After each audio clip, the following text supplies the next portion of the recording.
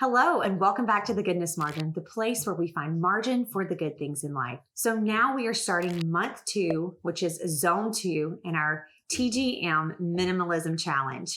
If you're following me through this challenge, give yourself 6 months and your entire home will be minimized, decluttered, and completely organized. Last month, our zone was our living room, our office, and that also included all of our paperwork. If you haven't done that yet and you want to, I will put the link below in the notes and you can follow along with that challenge and start with month 1. Or you can join us right here with month 2. So zone 2 is going to be our master suite. This is a place that should be calming and relaxing, somewhere that we can enjoy coming to retreat from the rest of the world. Unfortunately, this space can become cluttered and kind of overwhelming because there's stuff in there that doesn't pertain to the purpose. Let's start with the master bedroom. That's going to be where we're going to start on week 1. The first thing you need to ask yourself is, what is the purpose of this space? I really want you to think about that. Our purpose for that room typically should be in order to somewhere to come to rest and relax, to rejuvenate. Unfortunately, if we have clothes piled or storage boxes or anything else that in that room that takes away from that, we're taking away from the purpose of that space. So really, really think about what your purpose is. And as you go forward in decluttering and minimizing this space, keep that purpose right in the forefront of your mind. So first, we're going to start with our bed. Check your bed out. Is it comfortable? Is it somewhere that you enjoy sleeping? Do you maybe need to replace your bed sheets? I know bed sheets can be a little bit expensive, but I don't know why that we can sometimes neglect buying new bed sheets. And of course, that means discarding the old ones. My rule of thumb for each bed in the house is I have 2 sets of sheets. I have a set of sheets that's on it. And then in case I needed to change the sheets, typically I change the sheets, wash them, and put the same set back on. That's just how, that way I don't have to fold them. But I recommend for you to have 2 sets of sheets, and that's it. You don't need any more for your bed. Look at your bedding. Is your bedding comfortable? I like to have a quilt, and then we have another comforter. That way, in the summer, if I'm getting warm, I can just have that quilt. But if I also need that comforter, I can pull it up, and I always have that pulled up in the winter. So you want to be sure that you don't have too many pillows. I love decorative pillows. I love for my bed to look really nice, but I want it to only take me just a few minutes to make my bed in the morning. So be sure you don't have too many pillows crowding up that space. Then let's move on to your nightstand. Your bedside table is somewhere that try to keep that surface really clear. For mine, I really only have on a lamp, and then occasionally I'll have a box of tissues because I want that space to be somewhere that I can set things that I need for the evening. Usually I will have a book that I'm reading at night, or I'll have my planner because I always double check my planner in the evening. That's when I plan for the next day. So I want to be able to set that stuff there. I'll have a bottle of water, but the next morning, I'm going to take that planner downstairs with me, possibly move that book into the nightstand and take that glass of water back to the kitchen sink. And so I want that space to be clear again. If you have storage in your nightstand, open it up, pull everything out. Be sure that the only thing that you're storing in your bedside table is something that pertains to what you need while you're in the bed. In my nightstand drawer, I have some pens and some highlighters if I need them for my planner or if I'm taking notes. I also have a little notepad. If something comes to my mind and I want to jot it down, I want to have a little notepad that's available for that. There's a prescription I take at night. That's the only thing I keep in there.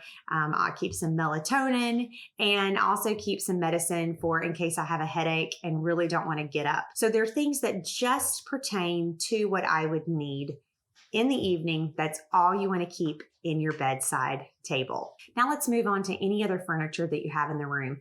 You really want to think about rethinking your bedroom as a place for a lot of storage. I know that many of us will have dressers in our bedroom. Let's be sure that the only thing in the dressers are things that we need, things that we're using. So go through those spaces. For us, we have our dresser in our master closet, which I'll address later. So the other piece of furniture we have in our bedroom is a media stand with the TV above it. And inside of that, I make sure that the only thing that's in that is something that I directly need for that. If it's a media cabinet, be sure to go through it. As I've talked about before, many times places that we store electronics can kind of be a dumping ground. We buy a new piece of media or or any sort of thing like that. And rather than taking the old one and discarding it, or if something quits working, we'll just leave it in that space. So be sure to clean that out as well. If your bedroom does not invoke a peaceful mood, really think about that. How can you change it up? How can you take some stuff out of it where that you walk in, you feel peaceful, and you are not bombarded with a lot of clutter? So the final step that I'm going to take in my bedroom is I'm going to do a deep clean. I will have a graphic below in the blog post that shows some of the things that I do when I'm deep cleaning my bedroom. But I want to be sure that I've really taken care of this space and make sure it's completely clean and it is just bringing that sense of peace and where I can rejuvenate in this space. Now in week 2, we're going to move on to our master bathroom. This room is a really simple room to go through. I know that sometimes we can think the bathroom is complicated, but it's really not, because the only things that should be in our bathroom are our bath linens, towels and washcloths, hand towels, and then anything that we need to get ready during the day, any toiletries or things like that. First, let's talk about our linens. Somehow, I know that I have done this before. I will have these bath towels and eventually they have holes in them, or they're discolored or bleached and they don't look great. And I just hold on to them and we keep using them over and over again. It's really not that expensive to go and replace those. So really look at your linens and make sure you don't, first of all, have too many.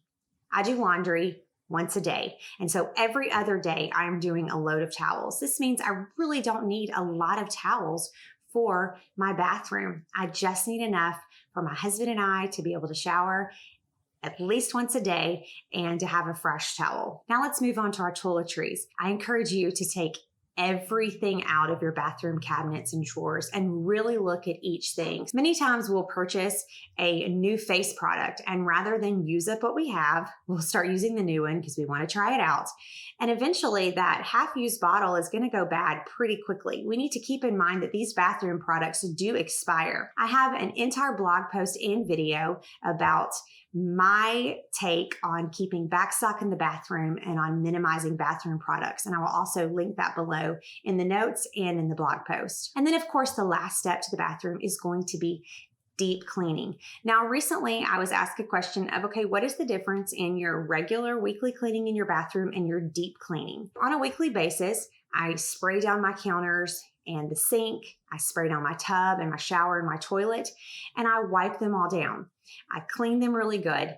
And if I notice that there is something on one of the bathroom cabinets, I'm definitely going to wipe that off. If I notice that one of the baseboards looks a little extra dirty, I'm going to take the time to do that. Every time I clean my toilet, I clean the entire toilet, and I even wipe around the base of it, because sometimes it's a little bit difficult with your mop to get into the back of the toilet or right up next to it.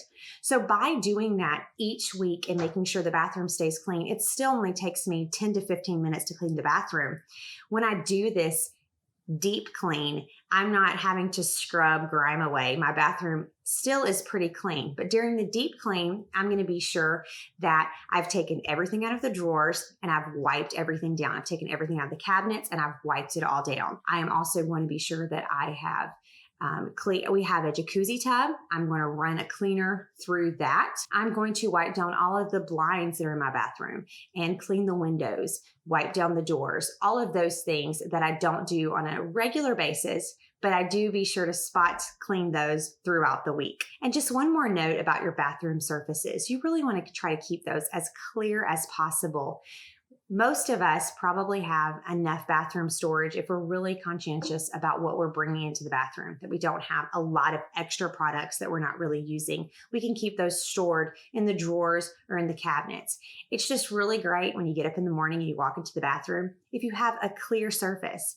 I have a little thing that keeps my wedding ring on it, and then I have a candle, and I have a container for Q-tips that are easy for our family to access. But other than that, I keep that surface clear. So as many surfaces as we can keep clean and clutter-free, it's just better for us. Now in week 3, we're going to move on to our master closet. And I have so many questions about the master closet, and I have a lot to share with you that I decided to do 2 more videos and blog posts about the master closet. The first one is going to be detailing out my simple steps that you can use if you want to minimize, declutter, and organize your master closet.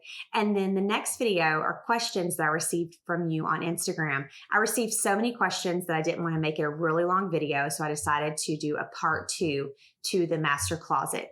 So be looking forward to that coming up soon. If you've enjoyed this video and you would like to be notified when the next video is live, hit the bell and be sure to subscribe to my channel. I know that as you declutter your master suite, you are going to find even more margin for the good things in your life.